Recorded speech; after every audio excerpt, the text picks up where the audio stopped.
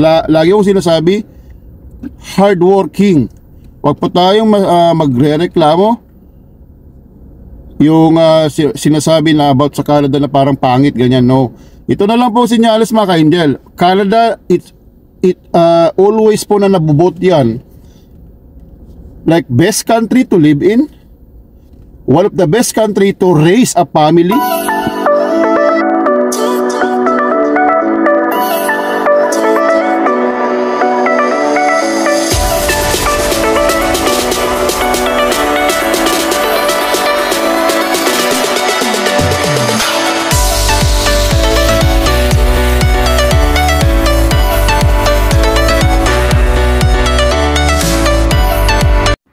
Hula ho mga ka-angel, ito naman po yung lingkod yung katrabat kalakwatsa, Kuya JJ. So, of course mga ka-angel, huwag natin kakalimutan magpasalamat at dumalaw po sa Panginoon. So, andito po tayo sa church ngayon at magbibigay tayo ng pasasalamat sa Panginoon sa lagi niyang pagbibigay sa atin ng magandang health at saka mga biyaya. So, tara po at samahan nyo kami at kita-kits mamaya mga ka-angel. So yun mga ka-angel, at tapos na yung church na simba. At siyempre Sunday ngayon mga ka-angel, kailangan nating i-treat ang mga sarili natin sa mga family, para hindi po laging trabaho, bigyan natin ng relaxation at unwind at pagbanding sa mga pamilya. So tara po, total Sunday kakain tayo sa pambansa nating fast food, Jollibee mga ka-angel. Pero kailangan tangkilikin natin ang sarili nating atin mga ka-angel paminsan-minsan. So tingnan natin kung pwede tayo sa Jollibee kung maraming tao, baka sa pambansa nating Dodelsan sa Kinjo naman mga ka-angel. So tara po. So yun mga ka-angel, at ito ang bagsak natin ngayon mga ka-angel. Kasi gusto nila humigop ng sabaw. So yan mga ka-angel, at yan, order na tayo. Ito yung lugar nila oh. So yan mga ka-angel, mag-ano tayo, kakain tayo ng noodles kahit mainit ang panahon kasi masarap humigop. Kasi sa US, puro noodles din kami doon mga ka-angel. Kaya noodles ulit dito pagbalik sa Canada. Yung mga ka-angel oh, may bago silang promo ngayon oh. Mura lang, 250. May manok na, may fried rice, may siomay, yung roll mga ka-angel. Sushi pala, siomay tuloy mga ka-angel. Kaya mga ramen nila mga ka-angel oh, mura. Usually ito yung order namin mga ka-angel oh. Ito. Saka basta yung iso pala ngayon, yan. So yung mga ka-angel, lagay tayo ng order ngayon at chichibog tayo ng noodles na naman kahit mainit ang panahon. At mahilig tayo sa noodles mga ka-angel. So yun mga ka-angel oh. Diba yun, tempura, ito masarap to mga ka-angel oh. Yung bago din na carbonara mga ka-angel, $5 lang to. Marami. Marami mga ka-angel. Kaya mga ka-angel, higop tayo ng noodles. Saka ano, yun, yung karne niya oh. Noodles mga ka-angel oh. Yun. Sasamahin natin yung mga ka-angel ng tempura. Mga siyempre hindi mawawala ang avocado mga ka-angel. Yan. Naku, ang hirap. Avocado tempura mga ka-angel oh. Kaya mga ka-angel, ito yung fried rice na chicken fried rice na masarap. Yan. Sarap to mga ka-angel. Mura lang. Yummy siya. Sarap mga ka-angel. Makakalimutan ng problema. So yun mga ka-angel, at tapos na tayo tumibog ng noodles sa Kinjo. So di tayo natuloy sa Jollibee dahil usually po sa ganitong oras maraming tao doon. Para maiba naman po kasi nag-Jollibee na kami mga ka-angel nung dumating kami dito sa Calgary. So yun mga ka-angel, at pupunta muna tayo ng mall. sa SM. So may SM po dito sa Calgary mga Angel. What? Doon po yung South Center Mall. Hindi po Shumart ha. At kahapon mga Angel ay yung sa about sa Costco. Costco card kasi Costco is a US company. At siyempre yung gas is matter mga Angel pag nag-travel tayo, lalo pagka combustion ang dala natin, hindi electric car, ay kung saan tayo makakamura ng gasolina. So yung mga first US store namin mga Angel ay gumamit ako ng Costco card kasi yun po talaga mura mga Angel, parang dito din. Pero doon kami sa Portland, Oregon, ay nagtry ako mag-gas doon ng Costco. Ay hindi po gumana mga Angel. Kaya bakit kaya sabi ko, nagtry ako ng another pump sa katabi niya, ay hindi rin nagana. Kaya nagtanong ako sa staff doon sa malapit sa Portland, ay sabi niya na hindi rin niya alam. So in that case, hindi niya nasagot yung tanong ko na sabi ko, itong Costco is a Canadian card na nakuha sa Canada nakuha. Pag ba yung members, yung Canadian card, eh pwede bang gamitin sa US or some other part of the world? Sabi ko, hindi rin niya natanong. So maaari sigurong bago lang po siya. Kaya hindi rin niya natanong yung sagot ko. In that case po, hindi na po nakipag-insist o tanong pa sa iba para about sa ganun. Kasi ma-waste of time po tayo dahil gabi na po yun.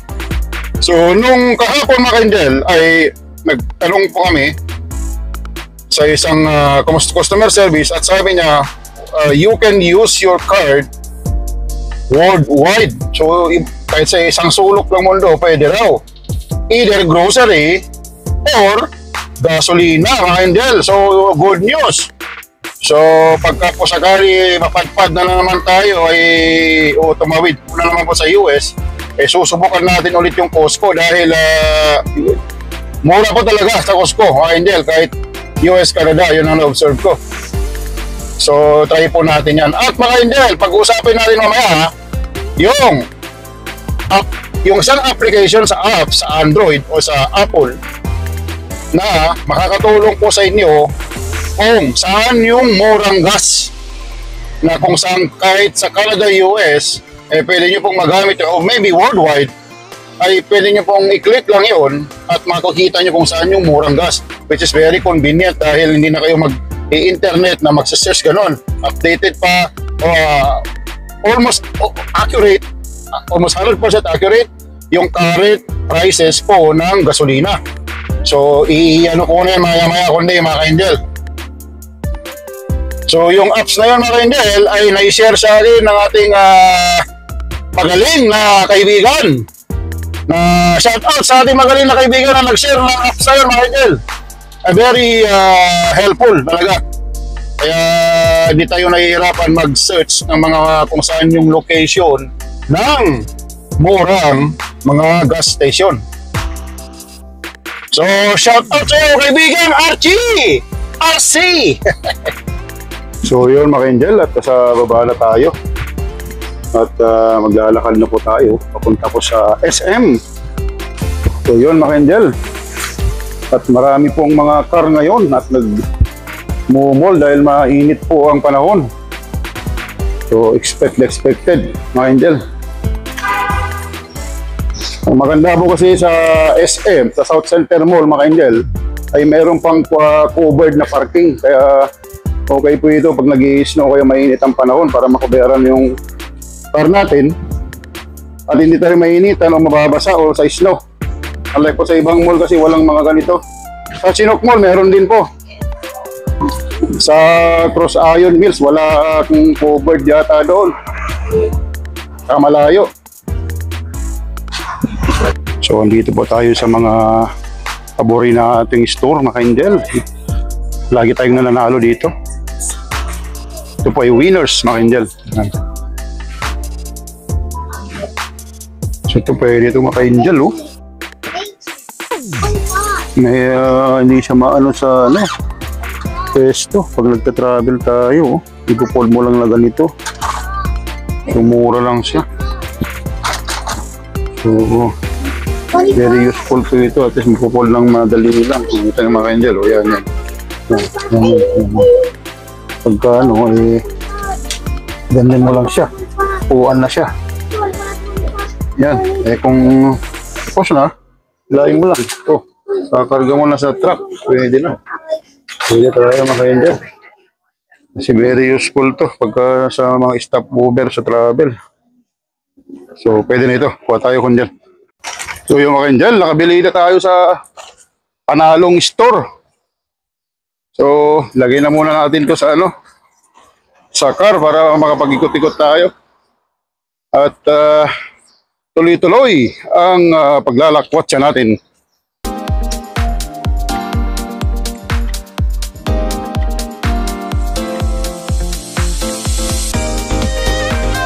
Namin nasubukan mga ka-angel, nung nasa US kami, ay gusto ko sanang subukan yung sa Costco bumili at masubukan kung paano yung diferensya sa US tsaka Canada sana. Kaso hindi natin nagawa dahil sobrang busy lahat natin, tik-tik. Tsaka yung gas mga ka-angel, nung unang first US namin, nag-gas ako, Costco, dito sa may Oregon, malapit sa Portland. Expected ko gagana yung Costco card ko. Kaso pagka tap ko o swipe dun sa machine, hindi niya tinatanggap. Hindi ko natanong kung dahilanan kung yung membership dito sa Canada is for Canada lang. Kung hindi baka hindi gagana sa US. Pero ang ginawa ko lahat tayo mga hindi na ako nag-gas, naghanap lang ako ng ibang gas station. So yun sana ang gusto kong tanungin. Tinanong ko dito sa isang stop noon. Hindi rin niya ako masagot ng diretsahan yung tanong ko kung pwedeng gamitin yung Canada Costco card sa US. So baka tatanungin ko ngayon mga ka-angel para maliwanagan tayo kung ganun talaga. Kasi hindi gumana sa Oregon nung last time. Kaya nung nakaraan na US namin, hindi na ako nagbakasakali sa Costco. Mura po sa Costco din sana doon. So nag-try na lang ako ng ibang gas station para di na mabala. Kaya subukan kong itanong dito mga ka-angel mamaya. Yung mga ka-angel, pagka nagpunta kayo ng US, i-share ko lang kung gumagamit kayo ng combustion car or yung gas. Napansin ko sa Maverick tsaka Kunuko po yata pangalan nun. Yun yung mga top na parang cheap yung mga presyo. Yung pong mga Exxon mga ganon, medyo pricey. So yun po Maverick tsaka Kunuko. Yun yung napansin ko lang. So hindi natin baka mayroon pang may mga mas mura. Pwede nyo pong mga ka-angel i-download yung apps na ating natutunan natin at na-share natin, na-share yung friend natin noon na isang apps yung Gas Buddy mga ka-angel. At very useful mga ka-angel. At sa location yan, nung nasa US ako, i-click ko lang yung Gas Buddy. May GPS naman po yan, ma-detect niya kung saan location ka, then pwede mo siyang i-zoom. O ilagay mo sa Find Gas or Map. So map ang ginagamit ko para yung location ko, may zoom kong ganun. At makikita ko yung mga mura na gas station. So yun, ginagamit ko yung Gas Buddy mga ka-angel at very useful po yan. At shout out sa ating kaibigan na nag-share sa atin yan. At very effective mga ka-angel all over Canada at US, even Mexico, maybe even the whole world siguro yan. Kasi naka-design talaga yan na para sa pag-detect ng mga murang gas or yung pricing ng mga gas. So almost 100% accurate po yung mga prices doon. Kaya very useful mga ka-angel, kahit sa Canada yan, yung Gas Buddy mga ka-angel. So mga ka-angel, may mga naging actually sa totoo lang yung nung nakarang US din namin. On the spot yung mga plano namin ng mga ka-angel. At dahil nasabi ko busy ako dun sa may natapusin yung truck spooling ko, kaya sabi ko sa friend ko, don't worry, mag-on the spot hotel na lang tayo. At saka kung saan tayo banda, doon na lang tayo mag-hotel para di tayo naghahabol. At saka yung mga tourist spot ay madali lang naman po yun. Mga ka-angel, magmerienda muna tayo. Mura lang kasi ito. $1.50 po yata ito, yung hotdog. So, may kasama na tayong drinks. Yan. Paminsan-minsan, mag-soda tayo. Okay lang po yan. Babawiin natin ng healthy foods after that. Mainit po kasi ngayon mga ka-angel. Ito mga ka-angel, oh. Hotdog, malaki. Yan mga ka-angel, oh. Putin. Originated in Quebec, Canada mga ka-angel. Yan. French fries na parang may mga sauce. Putin mga ka-angel. So diet fare tayo mga ka-angel para sa chikiting. So $38, $11 ang discount. Pero $144 yung number 5. Yung number 4 ay 174 pieces. So kasya pa naman yung number 4 mga ka-angel. Kaya dito na tayo. Siguro kasi mas marami yung count niya. So dito tayo mga ka-angel. Money wise po tayo ngayon. Malaking mataas ang inflation. Pati yung wet tissue mga ka-angel, oh. $7.50 ang discount. So 23 pwede rin ito. Bihila rin ito mag sale. So pwede na ito mga ka-angel. Maganda ito mga ka-angel kasi basa ba kung tissue kaya madaling magpunas. Yan. Next day. So yun mga ka-angel. At yun yung mga video natin. Itong mga fast days dito sa Calgary na mga ka-angel. Ito. So ikot ko muna kayo mga ka-angel habang nagkakwentuhan tayo bago i-end ko yung video. So sa mga kapatid natin dyan sa US, sa Pilipinas at sa all over the world, ikot ko po kayo saglit dito sa Calgary mga ka-angel. So Calgary is the fourth biggest city in Canada right now. It has around more or less 15 or 1,500,000 population. So it's a beautiful city mga ka-angel. I've been to some major cities in the US, but I can compare Calgary to those cities na maganda yung Calgary because very clean at organized yung mga streets, at saka yung mga driver dito of course is walang masyadong aggressive. They respect po yung rules ng streets o yung rules ng road. So like now mga ka-angel, tingnan nyo naman yung niya. Pag red light, stop, and we need to give way always to the pedestrian. So at Calgary mga ka-angel ay it's booming from the yung past na Stampede. Yun yung tinatawag nilang greatest show on earth. Yun yung parang kanilang tawag dun sa activity na yun. Yung parang fiesta kumbaga sa atin na nagraran siya ng mga I think 10 days sa rodeo at saka show, mga ganyan, parang fiesta. So like na surpass po yung record nila noong 2012 yung attendance po ng mga nag-visit. So it means it's a sign na yung city of Calgary is regaining itself again, na yung mga old days na before the pandemic ay talagang nag-grow siya. Now, tapos ng pandemic, thanks God, nakasurvive tayo, ay maganda na yung takbo ng economy at talagang nakikipag kumbaga pwede na siyang kasi yung top 3 ng Canada is Toronto, Montreal and Vancouver. So it's positioning itself na new member ng top 4 big city ng Canada. So yung Calgary mga ka-angel is very huge. Pagka sa land area, even bigger sa mga major cities din ng US. So it's around 800,000 plus square kilometer. So yung Metro Manila mga ka-angel is around 636 square kilometer. Sa Calgary is 800, so more than 200 square kilometer ang laki niya sa Metro Manila. Like sa Edmonton is very huge din. So talagang malaki yung city ng mga Alberta, yung Edmonton at saka Calgary.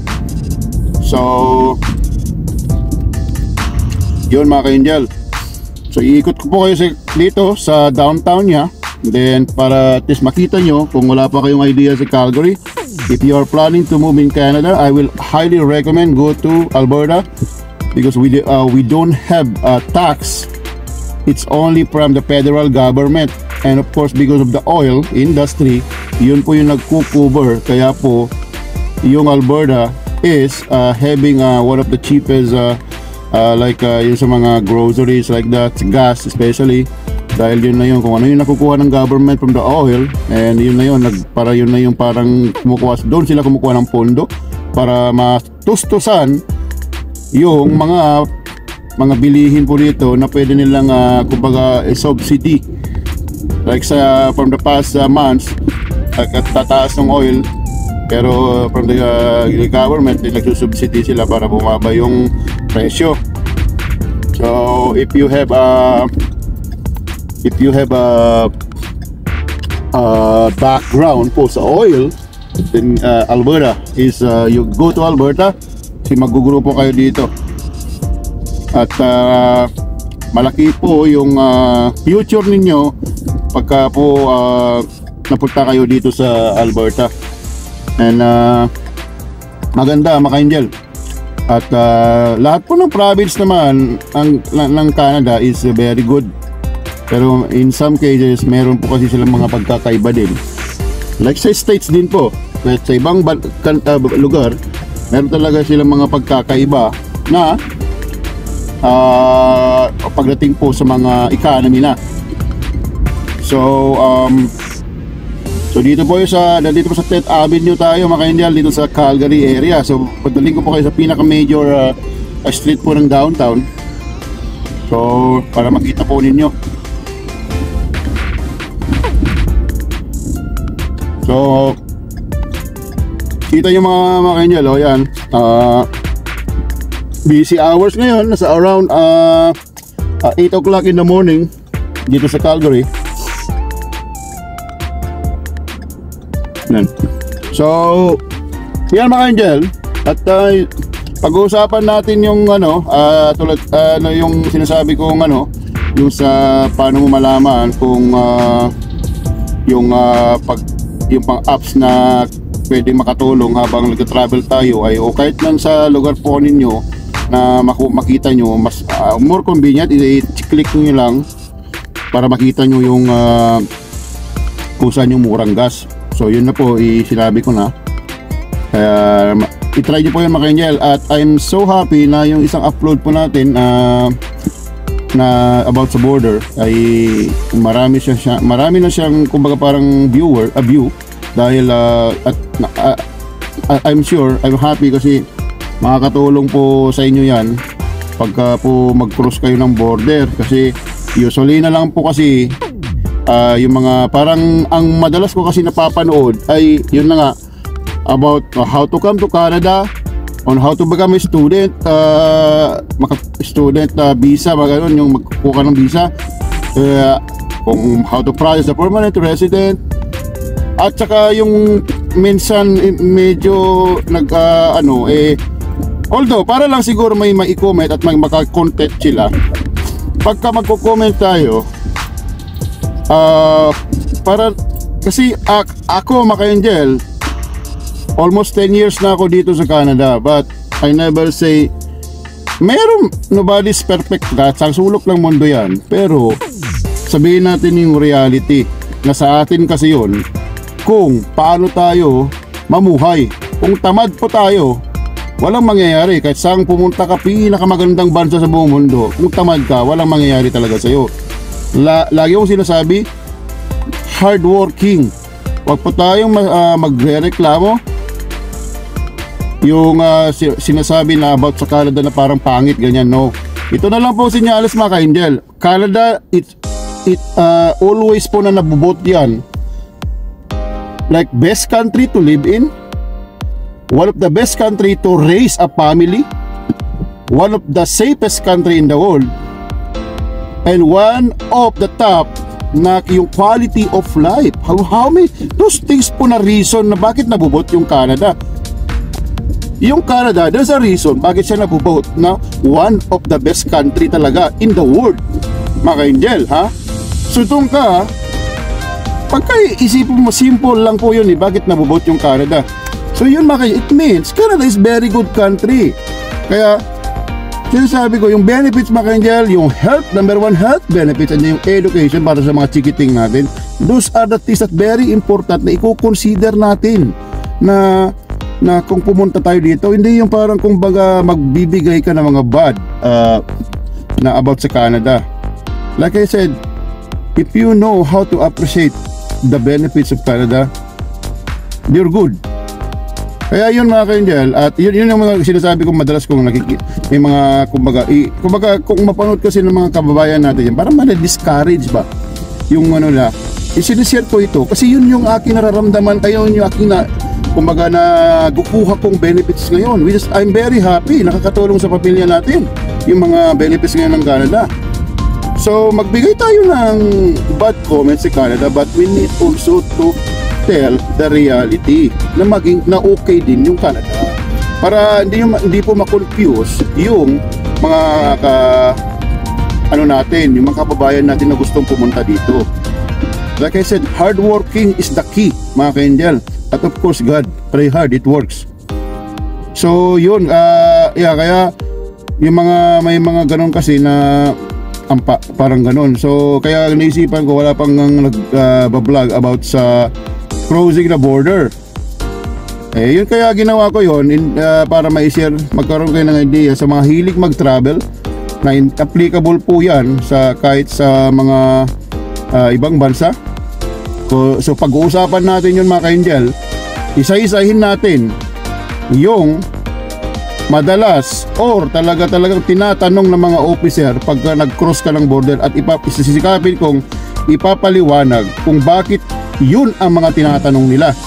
So hindi po tayo eksperto mga ka-angel, but on my opinion, dahil ilang beses na ako nag-cross ng border, ngayon lang ako nag-take ng video mga ka-angel, kasi hindi pa tayo vlogger noon. I mean hindi pa tayo ganito nagbibideo. So madalas talaga akong nagko-cross na kami ng US when we got our citizenship, Canadian citizenship. So I love traveling mga ka-angel, so that's why ganun mga ka-angel, I like driving while traveling. So ito mga ka-angel, yung 6th Avenue, 6th Avenue, mali, 5th Avenue po yata to mga ka-angel, di sa Calgary.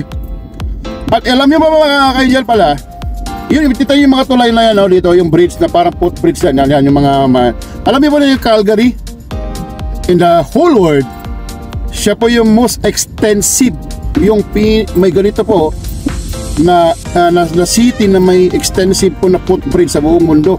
Yung mga dudugtong yung mga building, yung mga office tower in the whole world mga ka-angel. So another record na naman po ng Calgary yan. Kaya yung mga bridge na ganyan yung daanan ng tao, kasi po siyempre malamig dito, ayaw nila lang tulong sa mga tao na hindi na sila magbababa, lalabas para hindi na sila malamigan o maulanan, ganyan. So naggumawa yung dito sa downtown area, gumawa sila ng mga tulay na magdudugtong na lang yung mga office tower nila. So yun mga ka-angel, yung Calgary, it has the city that has the most extensive footbridge in the whole world. Yung ganitong yung ganyan, yung pardaanan ng tao. So very kabi-kabilan sa lahat po ng major na street dito sa downtown, may mga bridge po yan na pinagko-connect po yung mga office tower nila mga ka-angel.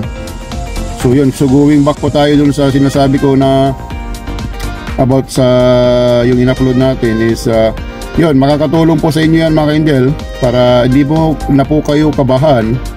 Alam niyo po gagawin niyo pag cross niyo po ng border ng US. Kaya simple lang naman po yan. Yung just answer what the officer is asking you and you're good. At be honest, at be polite all the time. Kaya gagawa ko ng video, isa-isahin natin yung mga tinanong sa akin na bakit nila yun ang mga tinatanong niya. Bakit yun ang tinanong? So sa aking makakaya, ipapaliwanag natin yan. At least bakit kaya yun ang mga tinanong. Sa that time, usually yun ang na-observe ko na madalas tinatanong ng mga officer pag nag-cross ka ng border, kasi kasi maraming beses na kung kaming tumawid ng border na yun. So may mga reason kung bakit yun yung mga tinatanong. At least mas magandang malaman, magkaroon kayo ng idea, at least mapaghandaan nyo rin yung sarili ninyo kung yun yung itatanong sa inyo. So yan mga ka-angel, yung Calgary Transit Sea Train, yung train po ng Calgary yan. So Calgary, they are currently building a new line ng train going to the southeast area, all the way po yan doon sa new hospital doon sa southeast Seton. At they call it Green Line. I think it is the longest train line ng Calgary pag nagawa siya. All the way po yan sa northern area ng Calgary, doon po sa boundary ng Adri. Malapit sa boundary ng Adri. Adri is like a small city of suburban po ng Calgary. So yun, under construction right now. It is very very good kung nagawa, dahil siservisan niya yung mga na southeast area at north south ng Calgary. So ayan mga ka-angel. So yun mga ka-angel, at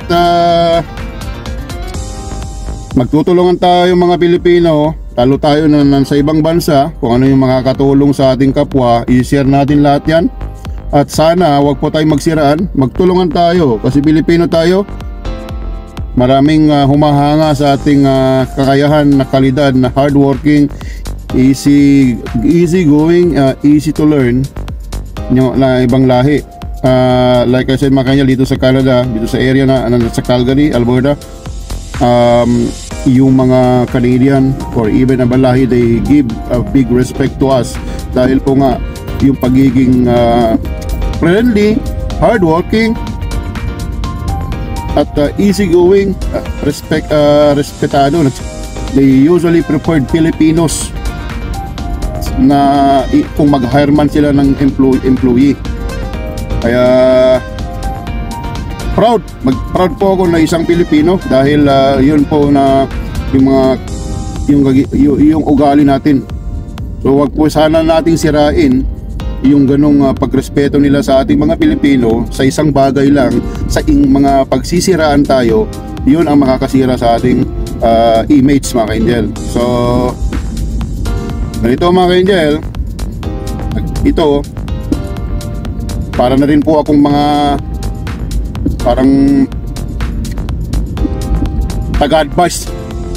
Kaya dinagdagan ko na lahat mga ka-angel, lahat ng ang balak ko lang po talaga, memories lang po itong YouTube na ito, YouTube channel ko na ito, yung doon namin isa-save. Kung nagta-travel kami, save namin yung mga videos, at least pagka may nagre-relax, napanood namin yung sarili naming video. But naisip ko, sige na nga, dagdagan ko na lang ng content na parang mag-sharing information, giving advice like that. So parang sige, panindigan na natin na parang vlogger na talaga tayo, parang gano'n. So yun mga ka-angel, at thank you very much mga ka-angel nag-grow yung mga nagsusubscribe sa akin. Thank you very much, at na-appreciate niyo po yung video ko. At sisikapin nating pagandahin, magbigay talaga ng mga information, mga ideas and everything, kung ano yung makakalap nating mga makakatulong sa ating lahat. So at yeah mga ka-angel, kung minsan minsan blurred po yung mga video natin, minsan yung cellphone po kasi ginagamit ko ngayon, at hindi pa tayo masyadong experto sa yung mga professional vlogger ngayon. At sisikapin natin pagandahin lahat, clear yung voice, clear yung camera, yung video, para mas maganda yung panonood po ninyo mga ka-angel. So thank you very much, at excuse me, don't forget to subscribe to my channel, Discovery Angel. Ako yung Glacier National Park po na picture, ako po yung nakatayo doon. At please like and share my channel, Discovery Angel, para tuloy-tuloy po ang paglalakwatsa at pagbibigay natin ng mga informations para sa ating lahat, para makakatulong po sa atin sa our daily life, at at least magkaroon kayo ng mga ideas. So thank you very much po, ingat po kayo lagi, always pray to God, pray hard, it works, at stay safe, healthy. Ito po ang yung lingkod, yung katropa at kalakwatsa, Kuya JJ. Thank you very much po at may God bless you always. Hanggang sa muli.